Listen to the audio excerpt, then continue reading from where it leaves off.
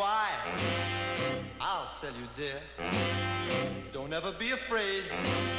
Big Lou is here. 'Cause it's natural, natural, baby.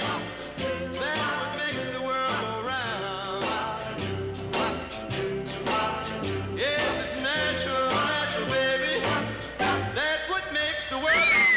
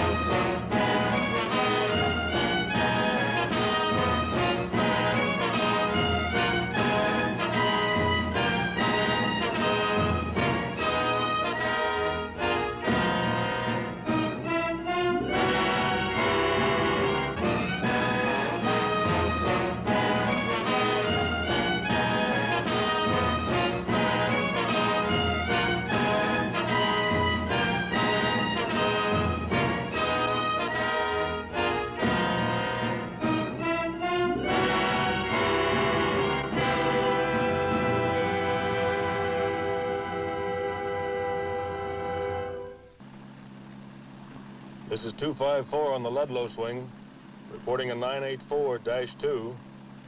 We'll be checking in 45 minutes. 10-4, car 254, KLP 646. Pull over.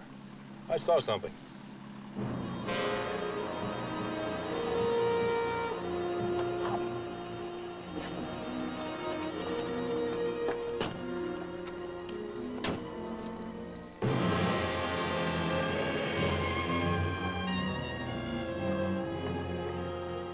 I'll report in.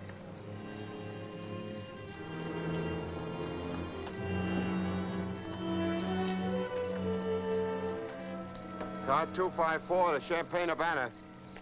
Urbana to 254, go ahead. Car 254 to Urbana. We're investigating an accident at Junction 45 in Ludlow Cutoff. Foul play suspected. Send homicide detail. Oh, yeah. The driver may have been William Summerfield, 177 Decatur Street, Ludlow, Illinois. One of you stay on the scene. The other investigate the Ludlow address. 10-4, car 254, KLP 646. You heard the man. Yeah.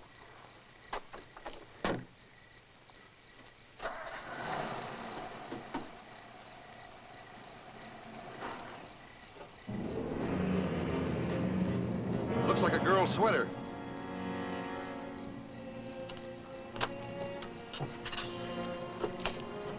Blood. Urbana to car 88.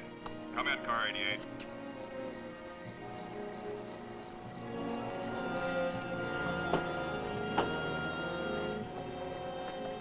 Car 88 to Urbana. McKenzie here. Go ahead.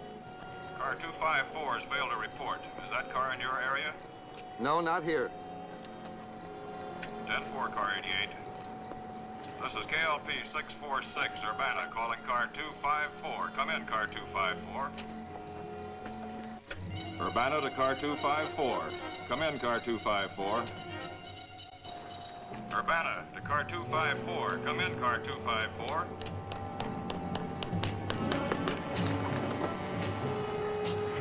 Hello, I'm at Ludlow. The whole town's destroyed. Everybody's gone. You gotta do something. You won't believe this. Send help, lots of help, quick!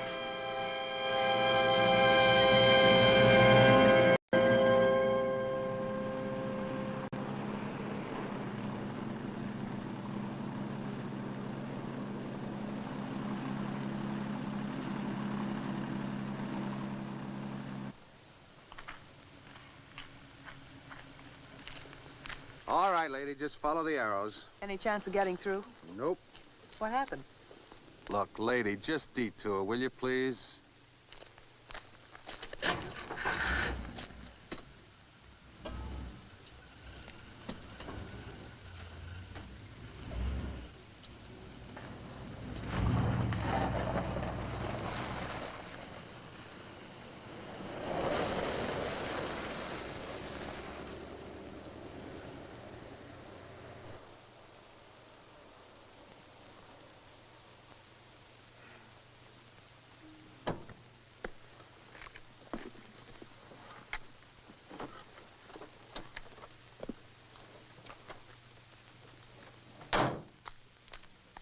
Tell him to take that detail out of there. The old man is sending a replacement. Right.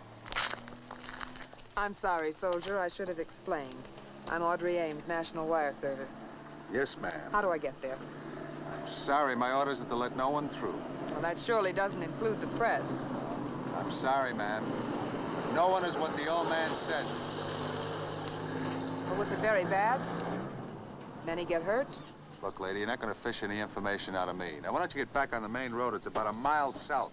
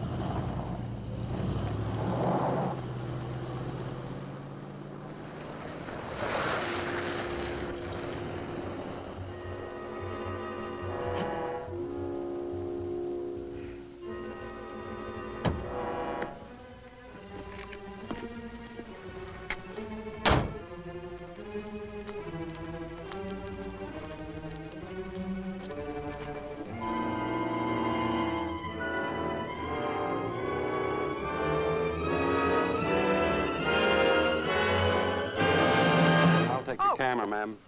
No pictures allowed. Look, you have no right to do that. Sorry, ma'am. I'd like to see your commanding officer, please. Where could I find him? You'll find him in Paxton. He headquarters there. I'll leave your camera at the roadblock.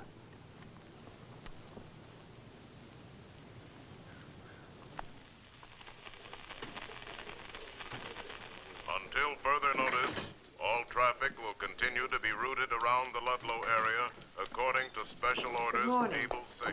Good morning. I'd like to see your commanding officer, please. Oh, I'm sorry, but the colonel's busy. Perhaps Captain Barton can help you.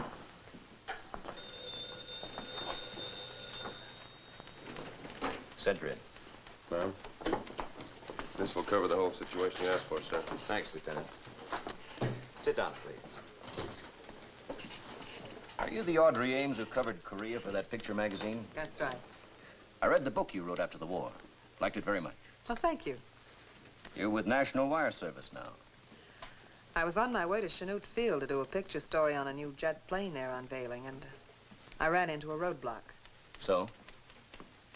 Well, Captain, there was a town beyond that roadblock. A town that isn't there anymore. Until we find out exactly what happened, we'd like to avoid publicity. You have any idea what happened? I'm sorry, Miss Ames. Captain, you can't suppress a story like this. We're not trying to, Miss Ames, but until we have more facts... Look, will you give us your word you won't release a story until we give the go-ahead? You have my word. Sometime during the night, the town of Ludlow was completely demolished. The town's population, about 150 people, vanished. Vanished? No bodies, nothing. Well, there must be some trace. I know it's hard to believe, Miss Ames, but a special detail combed through the wreckage for 2 solid hours and couldn't find a thing. Was it an explosion? We don't know. 150 people just don't vanish into thin air. We're still trying to find out what happened. If you'd like to sit in. Yes, thank you, I would.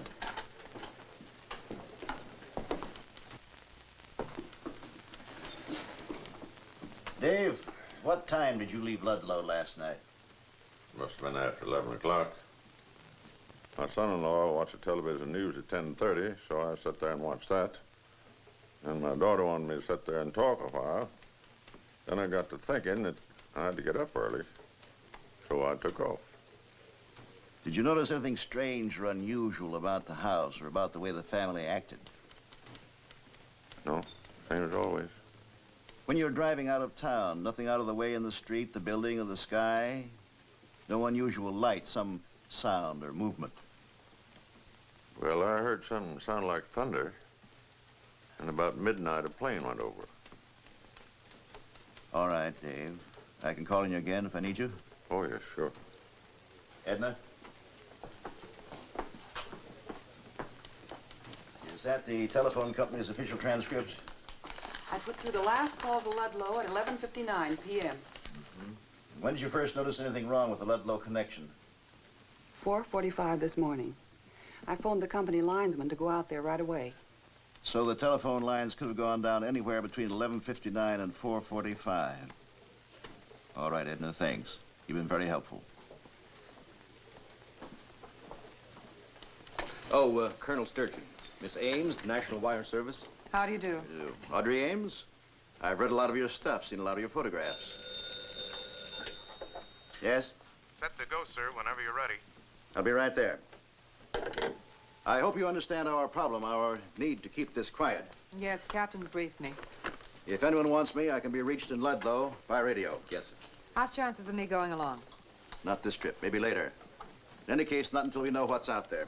Oh, by the way, Colonel, my camera was taken from me at the roadblock by one of your men. I'll give orders to have it released.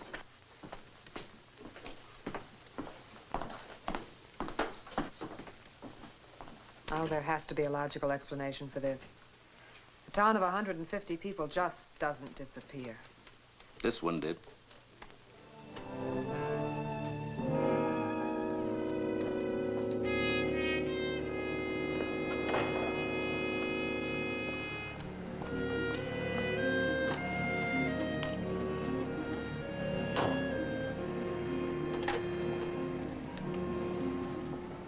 Chicago Mobile Service Operator. I'd like to place a person-to-person call, please, to Mr. Norman Taggart, Editor-in-Chief of National Wire Service. The number is Murray Hill 44836. In what city, please? New York. Ord, you wind up that jet plane story already? I'm not on the jet story. Norm, listen, I'm on to something I think can be real big. Mm-hmm. Where?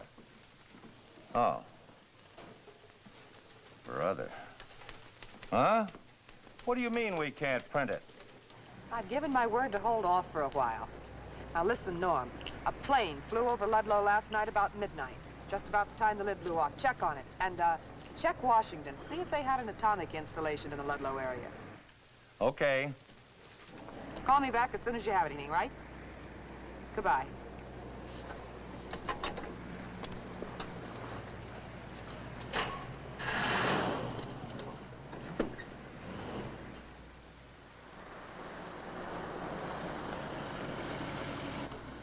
Sorry, miss. You can't? Oh, it's you again. I know I can't, but I'd like to have my camera back, please. Colonel Sturgeon said he was going to speak to somebody. Hey, Corporal. Matthias. She wants her camera back.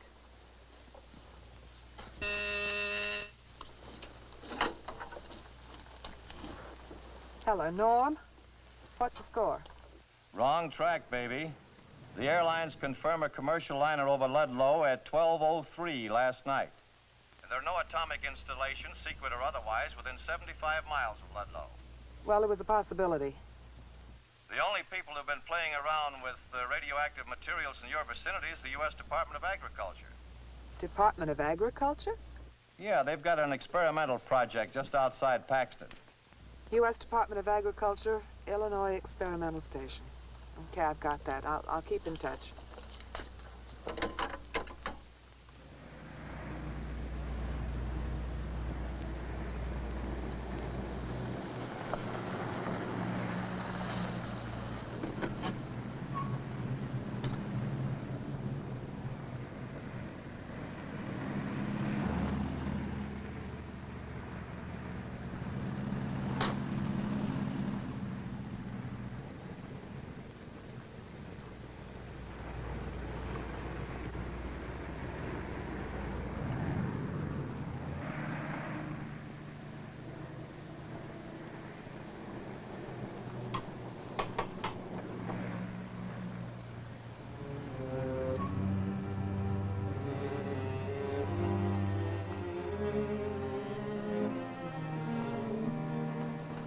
Excuse me.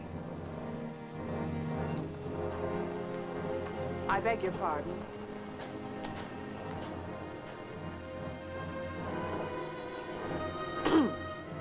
I beg your pardon.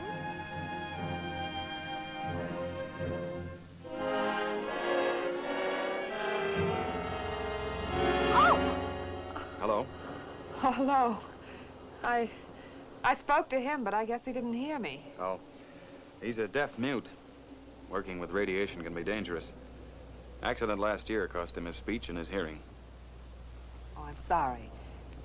I'm looking for the project director. I'm the project director. My name's 𝙁𝙪𝙡𝙈. What can I do for you? Oh, excuse me a minute. I'm sorry, Frank. Nothing to worry about, just a slight catastrophe. Do you have these catastrophes very often? All the time. It's hard to keep these little things from getting in. These are snails. Last summer it was caterpillars, and after that it was grasshoppers by the drove. And just last week it was beetles. Now, what can I do for you? Mr. Wainwright, I'm Audrey Ames. I'm with National Wire Service. I suppose you've heard about what happened in Ludlow. Yes.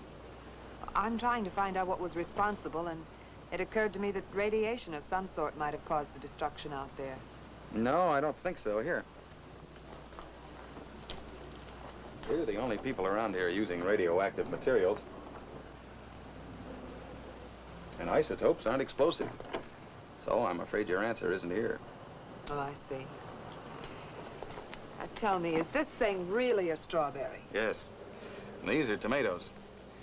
This, we hope, is the future of the American farmer. And for that matter, all farmers everywhere. Can you eat them? No, not yet.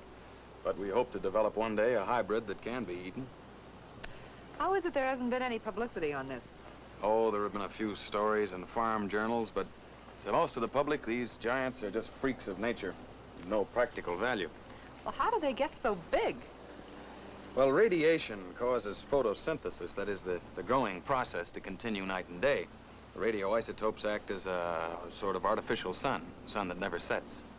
It's fascinating. Tell me, what's he doing? Well, that's plant food, essential minerals. Keeps the plants from burning themselves out. They have to be fed constantly. Actually, the fruit would grow much larger if we didn't limit the stimulation. Maybe you'd like to do a story on us. I'd be glad to tell you more about the work. Thank you very much. I'd be very interested, but, well, right now I'm working on this Ludlow story. Thanks again. Right. Goodbye. Bye.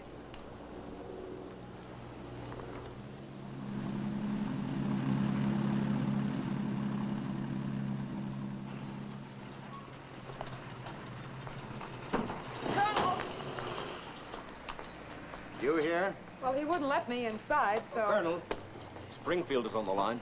Colonel, you just got back from Ludlow. You said after you got back I could go. I said maybe. Well, how about it? Tomorrow it'll be open for the press. Oh, Colonel, be fair. I've played ball with you. Give me the jump on the other reporters who'll be in here. At least let me take some pictures in Ludlow. I promise I won't put them on the wire till tomorrow. Well, I guess you rate that. For effort, anyway.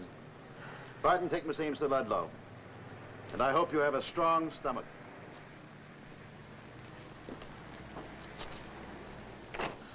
We're going to take some pictures in Ludlow. If we're not back in 15 minutes, better come in after us. Yes, sir. Let him through.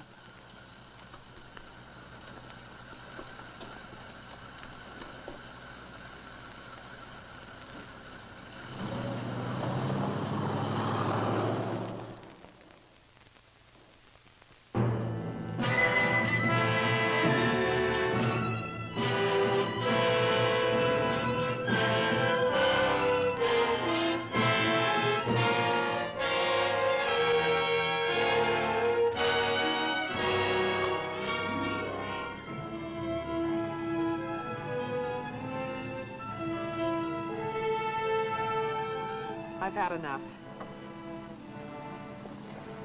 Some people use calendars to tell age. I could use ruins to count mine. I was 25 when I went through Seoul after it was shelled. I was 20 when I took my camera into Cologne and Berlin after World War II. Must be used to it by now. Captain, there's some things you never get used to.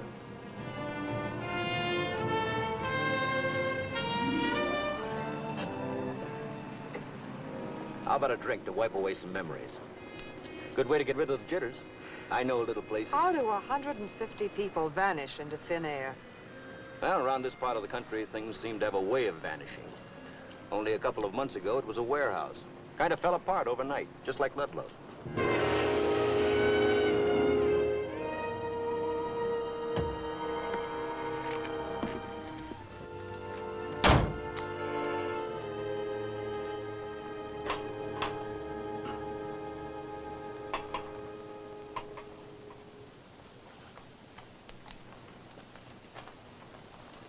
Hello, Frank. Hi, did you decide to come back and do a story on us?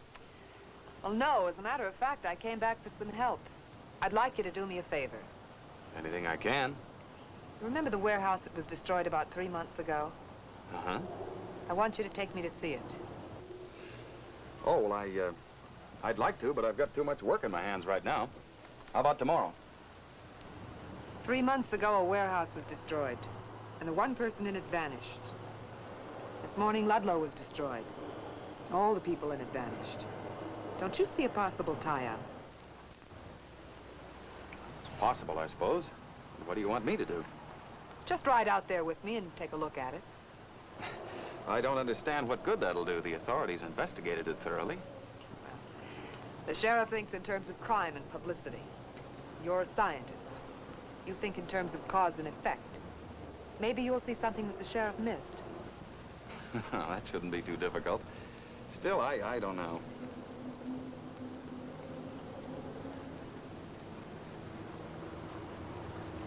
What's he saying? He says that your lips are easy to read, that your theory makes you a very bright girl in his book, and that he'd like to go along with us. Good.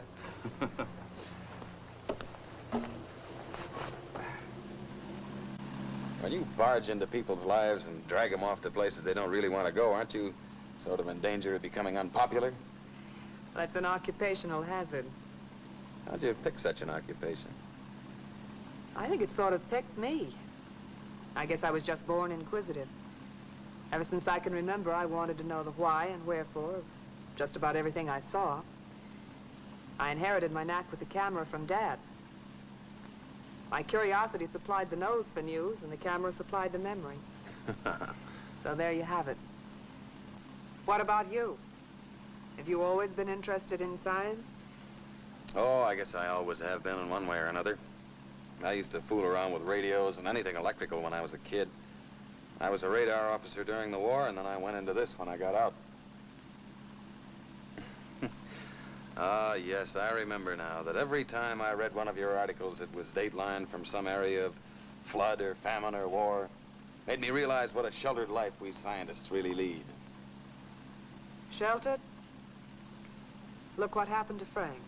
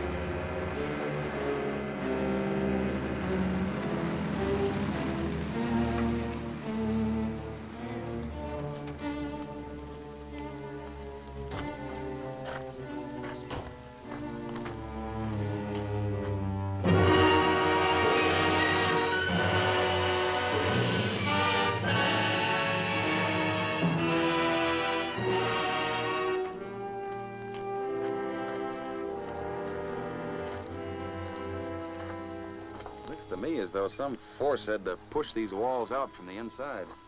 Think it was an explosion? No, it couldn't have been. Any explosion big enough to destroy this warehouse would certainly have been heard in Ludlow. What was it they kept stored here? Wheat. Almost 1 million bushels. It's a lot of wheat. And there was surplus to keep the market from being oversupplied. Doesn't it strike you as a little strange that out of all that wheat, there's not a grain left anywhere? No, that's nature's way, Audrey. Birds probably cleaned up the leavings.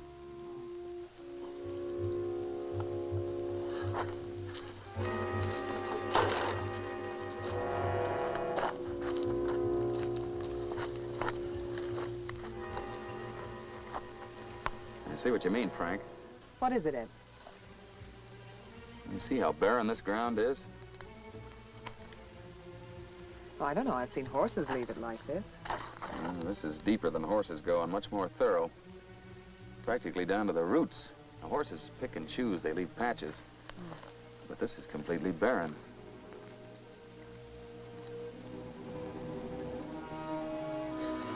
Well, leave it to old Frank. He'll make a botanist out of me yet. You're head of a government lab and you need lessons in botany? Well, I try to teach him what I can about my field of study. He tries to teach me what he can about his. Aren't you a botanist? No, I'm an entomologist. The study of insects. Well, then how come you're working with plants? Well, the existence and development of plants and insects are very closely related. They're highly dependent on one another. As a plain matter of fact, one couldn't live without the other. And that's why I can't understand. Ground like this is usually teeming with insects. This area is completely devoid of it. I think I'd like to get some shots of this. I'm going back to the car for my camera. All right.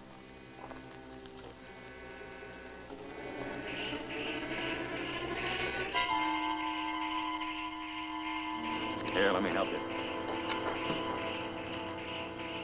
What was that? I don't know.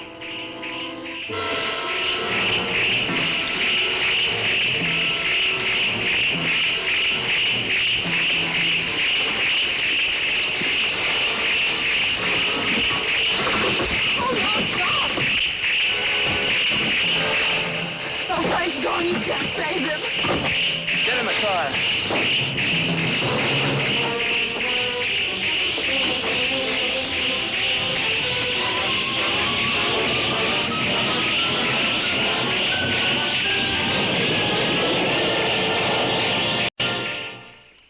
The Geiger counters show no radioactivity to speak of, sir. Only background. There's got to be an explanation somewhere. I've got your explanation for you, Tom. Ed. Now listen, you've known me ever since I came to Paxton. You know I'm not given to hysteria, and you've got to listen to me with an open mind. Take it easy, Ed. Locusts. What are you talking about? I'm talking about giant locusts. Giant locusts are responsible for all of this. Are you nuts? No evidence of any explosion, Colonel. Buildings look more like they were hit with a battering ram. We found these guns at the scene. The kind people keep in their homes. And they've been fired. Okay. Lieutenant? Now listen, Tom. These are 8 feet tall, some even bigger. They're vicious, merciless killers. Now, Ed. Lieutenant. Lieutenant, phone Springfield again. Tell him I'm still waiting for those specialists. Yes, sir. Frank Johnson is dead. He was killed not half an hour ago. It was horrible. Obviously, you're both under a strain. Won't you listen? You've got to get some soldiers out there before more people are killed. Miss Ames, the governor asked me to exercise discretion in dealing with you. Please don't make it any harder for me than it is. You have to believe us. Listen, you've seen the giant plants out at the lab. Are you trying to tell me you bred these things? In a sense, I did, yes. Some locusts must have gotten into the lab, and they ate some of the plants or some of the radioactive plant food. Well, their cell division accelerated immediately. That is, they started to grow abnormally fast. They had to have a constant food supply to sustain this growth. So, a couple of months ago, they wandered into the grain elevator outside of town. When they grew to this giant size, they pushed their way out. Well, they just pushed the building down. Yes. Each one of them has the strength of 10 men. There are probably 200 or 300 of them. So last night, not satisfied with eating the grain, they came to Ludlow. Yes. Even if I went for your story about the size, it would be hard to believe they'd attack people. Sergeant, that report come in from the chemists? No, not yet, sir. Why won't you listen? I am listening.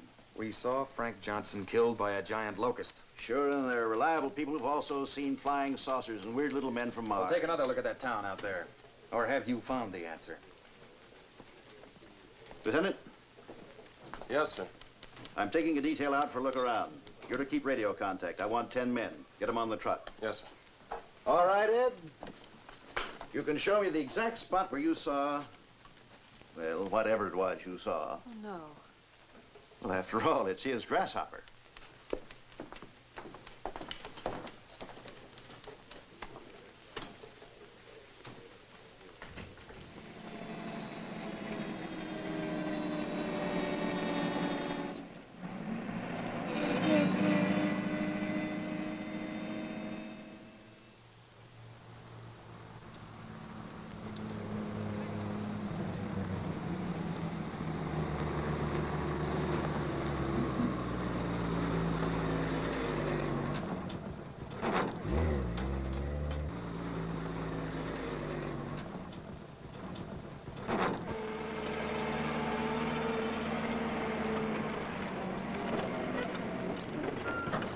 All right, let's go. It is a wrap.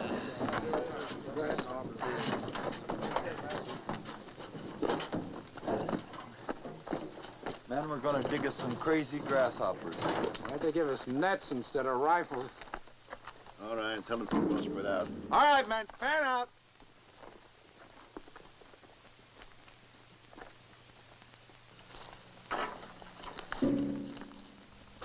Here's the spot, Tom. Where's the body? There isn't any body. Just like Ludlow. All right, men, into the woods.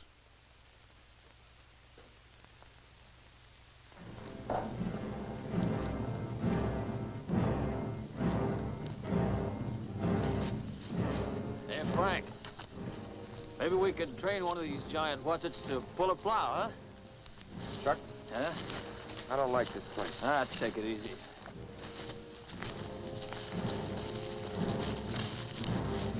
You know, grasshoppers are good eating.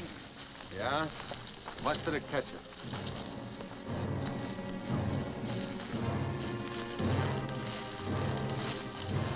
Nah, no kidding. I ate them once down in Mexico. Well, you better watch your step. They're liable to get even.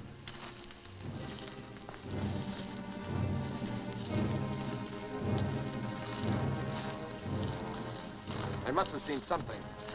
Mr. Wainwright's a scientist. He's trained to see things right. Well, these days they blame the atom for everything. Bad health, bad crops, bad weather. Now it's grasshoppers. They couldn't have just dreamed up this guy Frank being knocked off. Ah.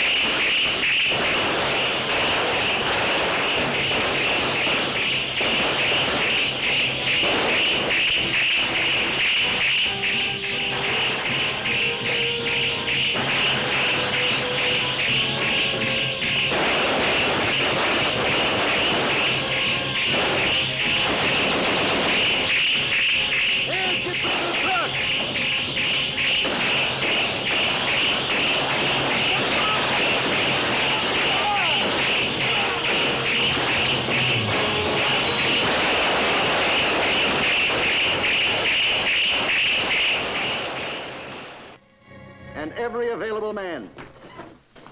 Also get some air support. We'll bomb them out of that forest. What are you gonna do? Going in there and wipe out every last one. They'll slaughter you. Not this time. I want light artillery brought up with Company H. You don't have enough men.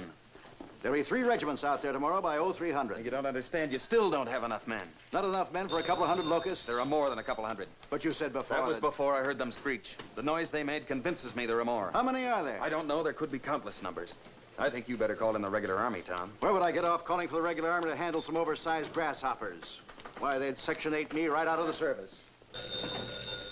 Lieutenant, you take charge of the east sector. Yes. You're making a mistake, Tom.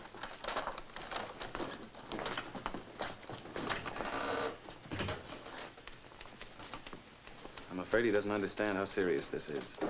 Well, after all, he knows what the military is capable of. Well, that's just it. He has faith in regimental firepower because he's seen it work. But he's never come up against an enemy like this before. Well, you've done all you can. No, I haven't. In a way, I feel responsible, Audrey. Peppery's in deadly danger if those locusts break out of the forest. What are you going to do? I'm going to Washington. Maybe the army people will listen to me. I'll go with you. Maybe I can help. I saw them, too. All right. We've got to convince them, Audrey. We may be witnessing the beginning of an era that'll mean the complete annihilation of man. Annihilation? Annihilation. The beginning of the end.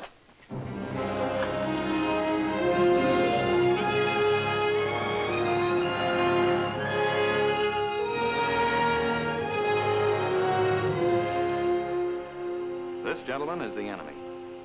This locust, more commonly known as the grasshopper, is almost identical to the giant locust of Ludlow, except for its size and the fact that the giant's wings fail to develop. They cannot fly. The locust is intelligent, it's strong. Locusts follow a leader. Like the bee and the ant, they're able to communicate with each other. This communication or call is produced by the hind legs. This is the 1956 Australian locust plague. Covered an area of 400 square miles. We've been plagued by locusts since biblical times. We've tried various forms of combating them. As a matter of fact, in our own country, the early settlers of the Massachusetts Bay Colony armed themselves with bundles of brush and drove millions of locusts into the sea. Now today, despite the fact that we've developed powerful insecticides, the locust still inflicts damages to the tune of $25 million in the United States alone. California, Colorado, Texas. Even this small locust will attack a man. It has 2 powerful jaws that are edged with sharp teeth. It will kill other insects and devour them. If no other insects are available, it becomes a cannibal, turning on its own kind.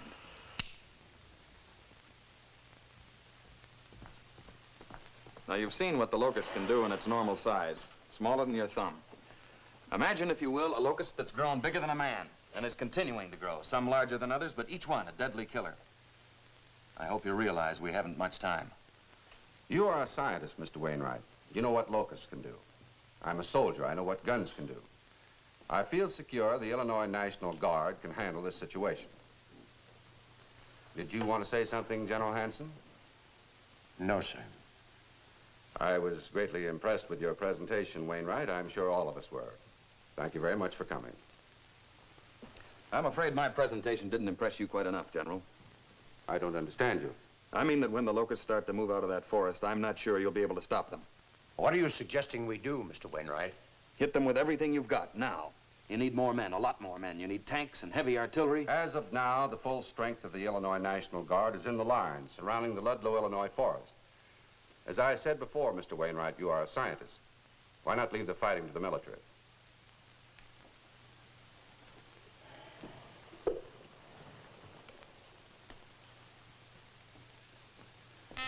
Urgent call from Paxton, Illinois, sir.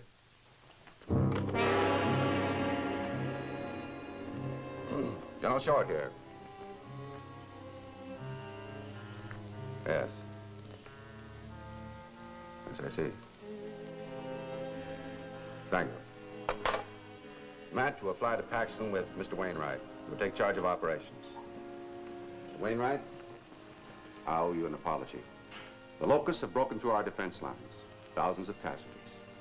Our troops are reorganizing to prevent Paxton itself from being overrun.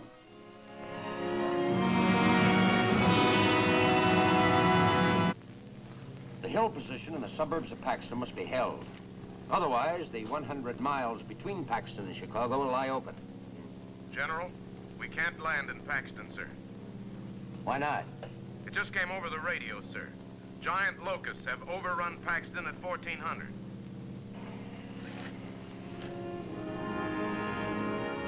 Head for Chicago.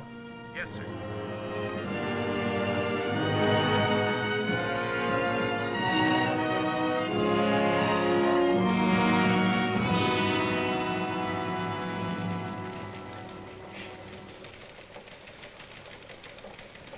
Captain, I want these positions held. I want them held at all costs, if humanly possible.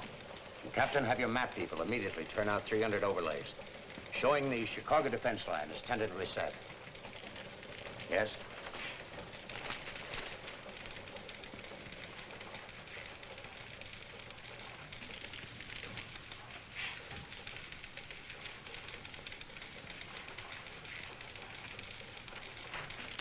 Major Everett. What about Squadron 12? They haven't reported in yet, General. Well, let me know the moment you hear. Yes, sir. Yeah, I'll be with you in a moment. Bill, you'll proceed at once to temporary GHQ, Central Sector, and assume command.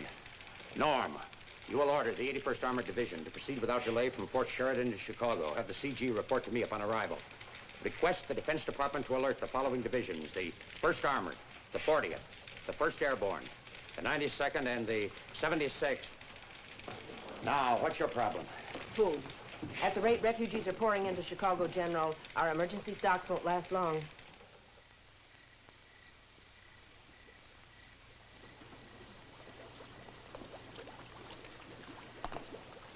Toxaphene is one we haven't tried. How good is it? Almost as powerful as chlordane. All right, ship 2,000 gallons out to the base. Excuse me. Hello. Who's speaking? Squadron 12 just reported. They say they came down on the deck and practically drowned the enemy in insecticide. The chlordane didn't even slow them down. You'll have to come up with something stronger. I'll do my best, General. Goodbye.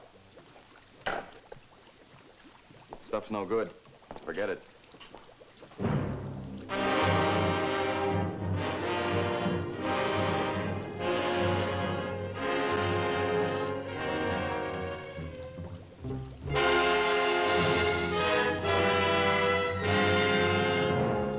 Looks pretty bad, doesn't it? I thought you went back to New York. Well, the big story's here. Look, your editor called you back because it was too dangerous. I wanted to be here. Nothing we've done so far. Insecticides, fire, bombs. Nothing has done any good. And there's so little time. Well, you're doing everything you can. Well, everybody is, but it's not good enough. The time will come when the beasts will inherit the earth.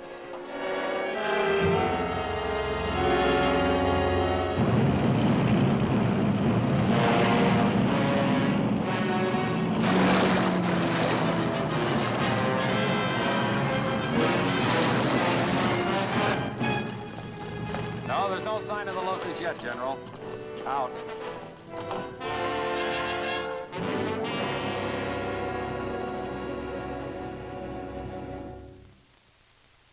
And with an arc of 5 divisions to the west and south of Chicago, General Hanson is confident that he can keep the menace at bay. Units of the Air Forces and Marines are moving into position to back up those forces already deployed by the Army. Now, the one advantage our forces hold over the enemy is that they always reveal their intention to attack. Before every attack, the locusts send forth this warning in the form of a high-pitched screech. Now, this screech increases in intensity until it reaches ear-shattering proportions. And it's when this screech reaches its full intensity that the locusts attack. We've got every available man in the line, Major, and I think there's no question but what we'll do.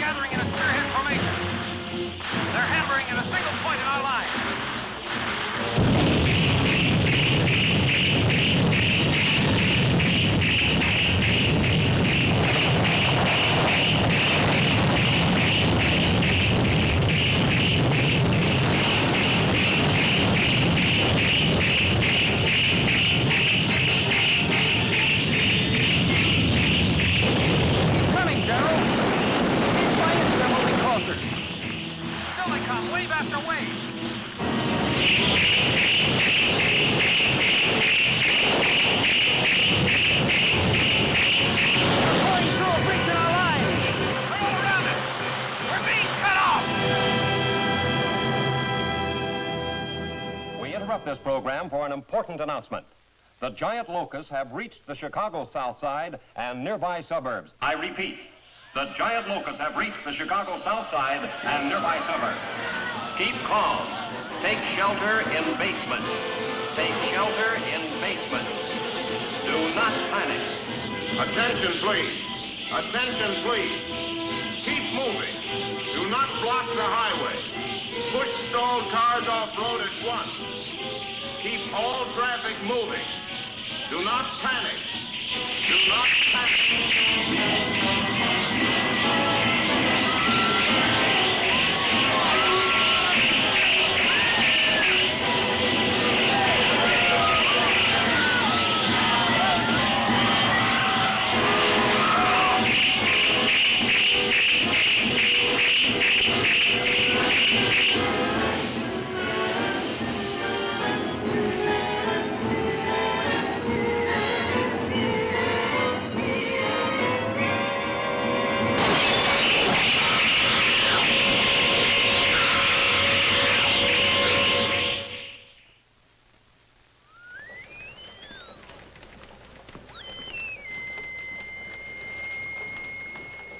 General? Yeah, Miss Ames. Draw up a chair and sit down. I sent for you because of a new development that may be favorable to us. The locusts have stopped their advance. They're huddled in the alleys and buildings just outside the loop. The locusts got cold. When the temperature drops below 68 degrees, they just stop moving. Well, maybe now's the time we could move in and destroy them. Well, they aren't in hibernation, sir. They'll move if they're provoked, and they're just as deadly as ever. When the sun comes out tomorrow, they'll be active again. The Air Force is standing by with a B-52 loaded with an atom bomb. You can't drop an atom bomb on Chicago. Washington has given me authority to do just that, as a last contingency. If the bomb is dropped early tomorrow, there'll be no loss of life. The city will be evacuated by then. Well, what about the property? There'd be $1 billion worth of damage in a site that's too contaminated to rebuild on. I realize that. But if we don't drop the bomb, Chicago will almost certainly fall. The bomber crew is alerted for a drop at dawn. If we don't come up with something by then, I'll make a final check with Washington and relay they're okay. Isn't there a chance the locusts could die in the night of the cold? No, not at this time of year. Takes 24 hours of exposure at 14 degrees. Isn't there some way you could drive them into the lake? In Washington, you said the settlers did that. Settlers? Oh, the early settlers in Massachusetts did literally drive them into the sea. But they weren't dealing with giants. Wait a minute. We can't drive them. Not drive. But we could attract them. Attract. If we could reproduce their call, General, it might work. It just might work. A call for insects? Have you ever been duck hunting, General? The duck call? Yes. There's one for bees, too. They use it in apiaries. It might work. What do you need? Well, let me see. I need an audio oscillator. I need an two audio amplifiers, the most powerful you can get. I need an oscilloscope. I need some high-frequency radio equipment. And a boat. A fast boat. Whatever you need, we'll get. Well, there's one thing I have to get myself. Something that'll tell me when I've succeeded. What's that? A live giant grasshopper.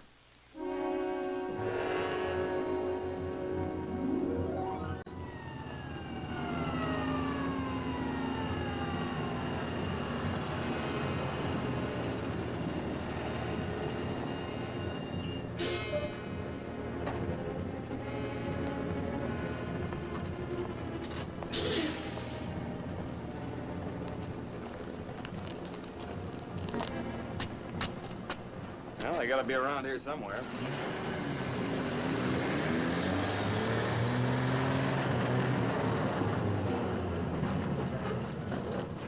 All right, man, off the truck. Major, I'd suggest that you send some of them that way and some down there, and you and I try the alley. Okay. You four men go that way, you men that way. Let's go.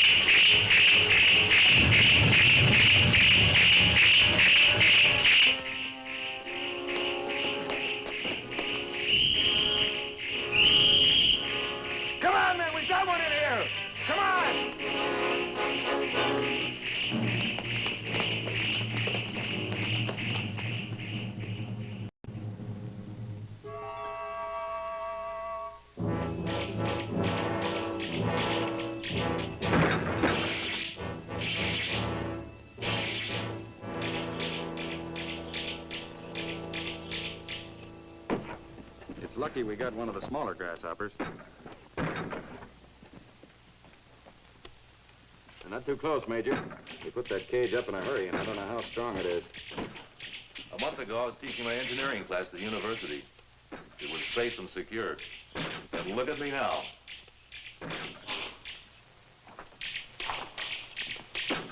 You know, I'm 37 years old, and all of a sudden I realized for the first time how much I've taken life for granted. I guess that's something you can't take for granted, Major. Ed, how will you know when you've got the right sound? He'll tell us. How? He'll react to it, and this polygraph will record his reaction. How long will it take? It's a matter of trial and error. Could take 10 minutes or 10 hours. We don't have 10 hours. We're dropping that bomb at dawn.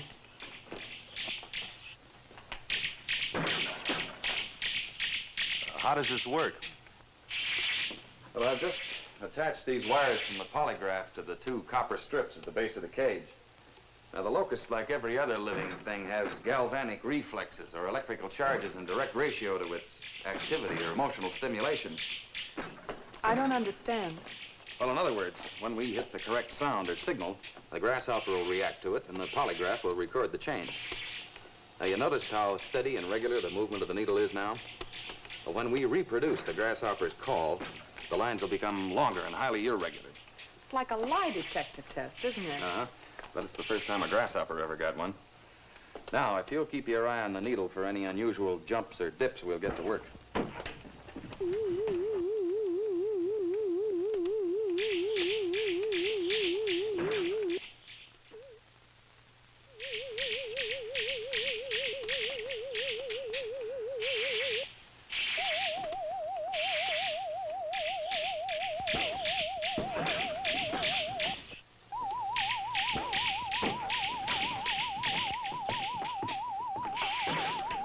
Wainwright, you've had your chance. Now it's the Air Force's turn. Operator.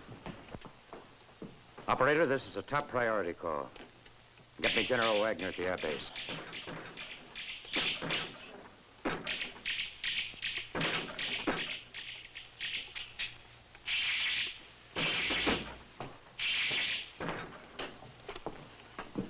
Look, General, the locusts outside will stay put until the temperature reaches 68 degrees. That's about an hour and a half from now. Wagner, Chicago has been evacuated. Unless you receive instructions to the contrary by 0616, that is 90 minutes from now, you will order your B-52 crew to deliver the bomb on the designated target. Repeat the instructions back to me. Correct. There's no time to fool with that now. Major, get a detail of men up here to move this stuff. And bring some extra grenades. There's some in my staff car.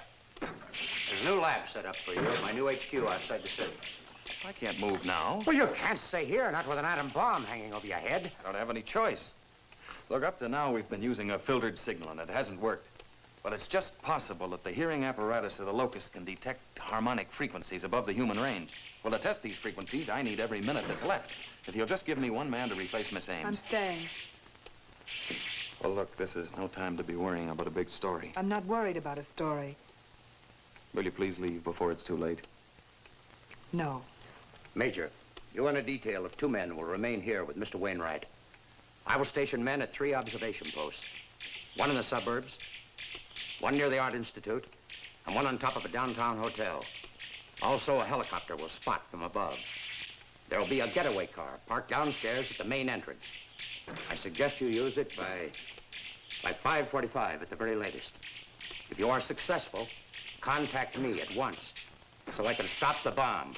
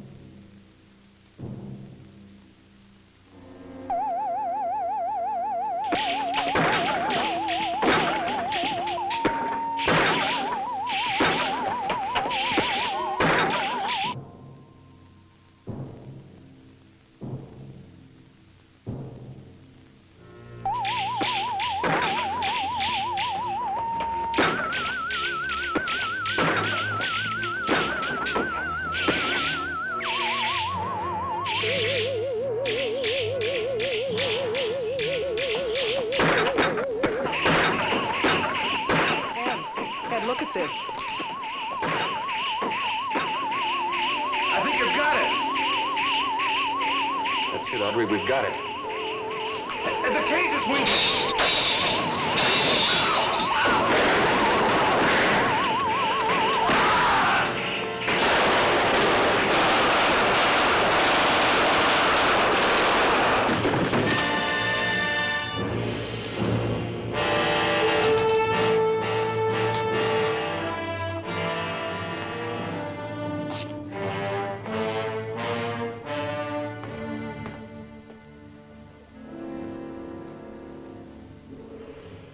Cover him up. Get that thing out of here.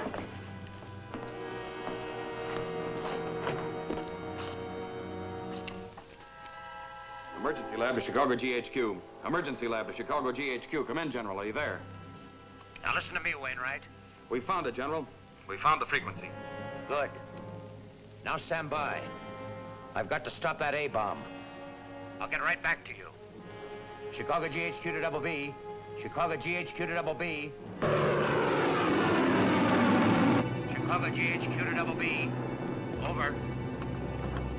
This is double B. Come in, Chicago GHQ. Over.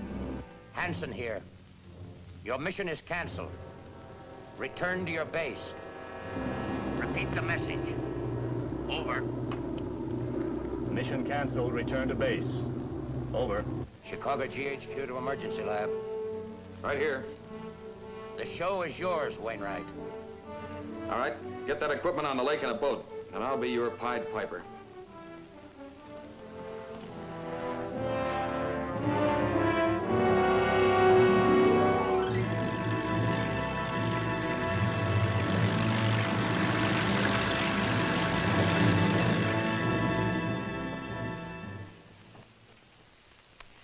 I still don't understand.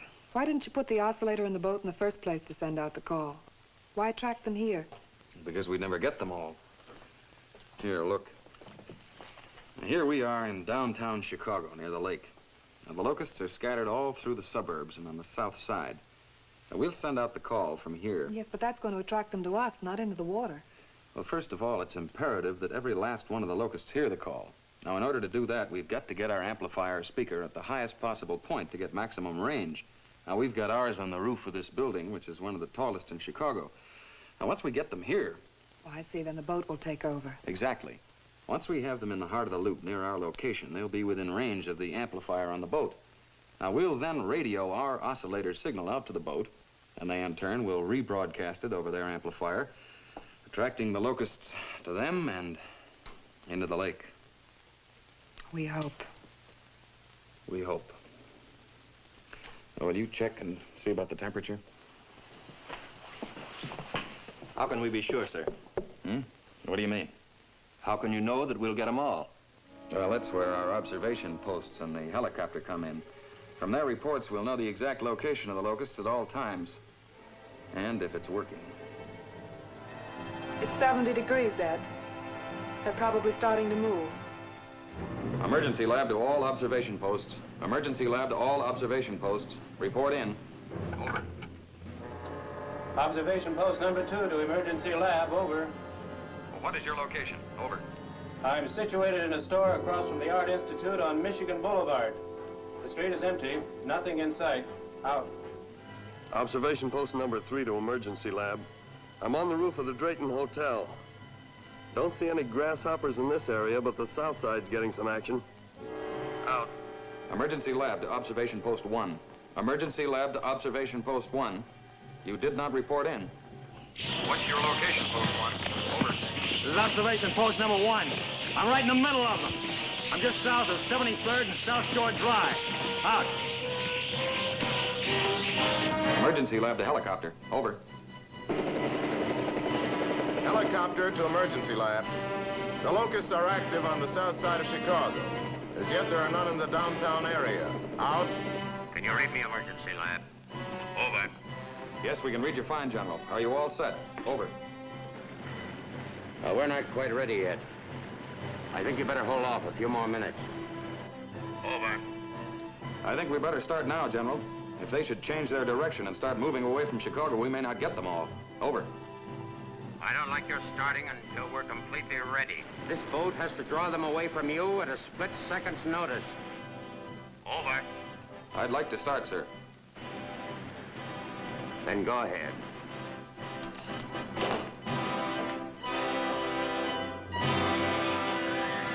Sergeant. Yes, sir? Is that the wire that leads to the speaker on the roof? Yes, sir. Oh, plug it into the amplifier, will you? Yes, sir.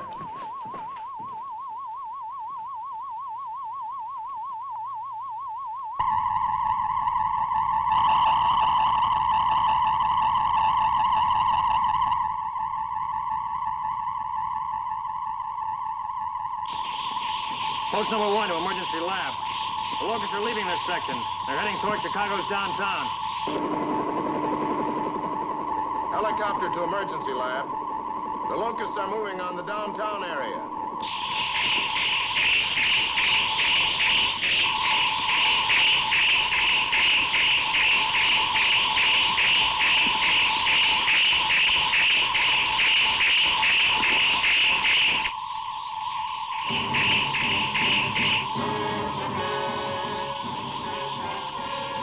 Observation post number 3 to emergency lab. The locusts are everywhere. They're moving toward your location. I repeat, the locusts are moving toward the emergency lab. Michigan Boulevard is filled with them. They're everywhere. Emergency lab to boat. Emergency lab to boat. It's working, General. It's working. I heard the reports.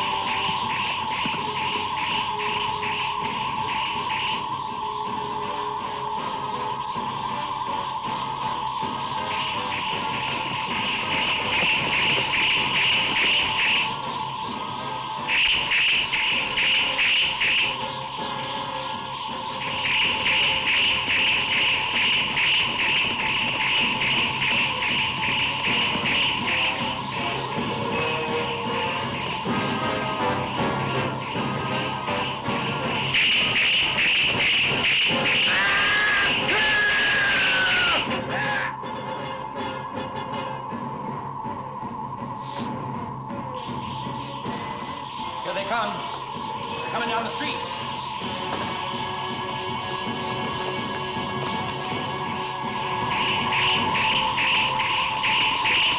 They're climbing the building.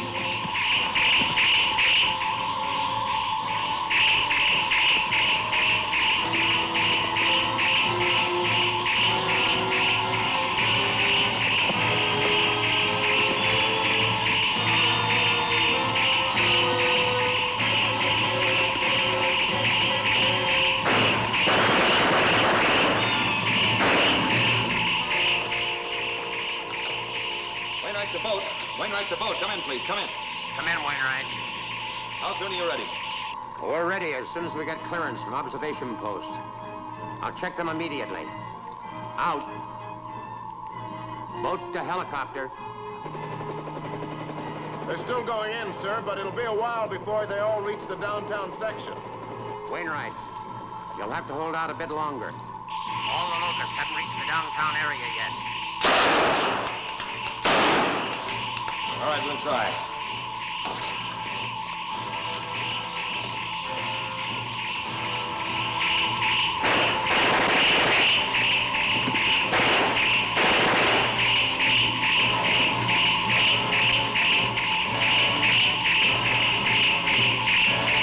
We can't hold out much longer.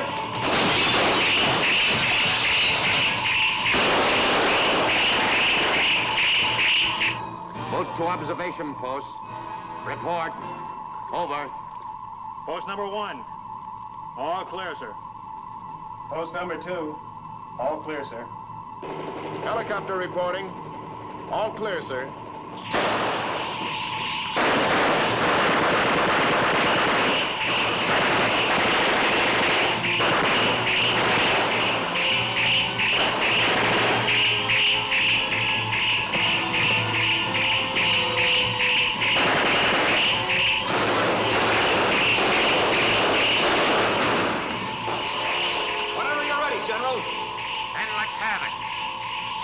Okay, go ahead, Audrey. Throw the switch.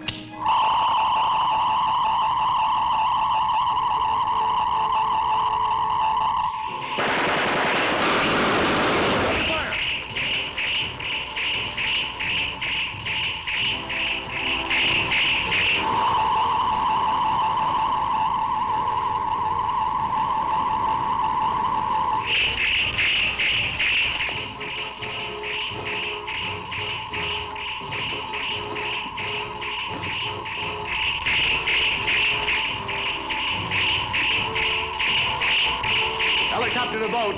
General, they're responding. They're responding. They're swarming toward the water. They're climbing all over each other, going into the water.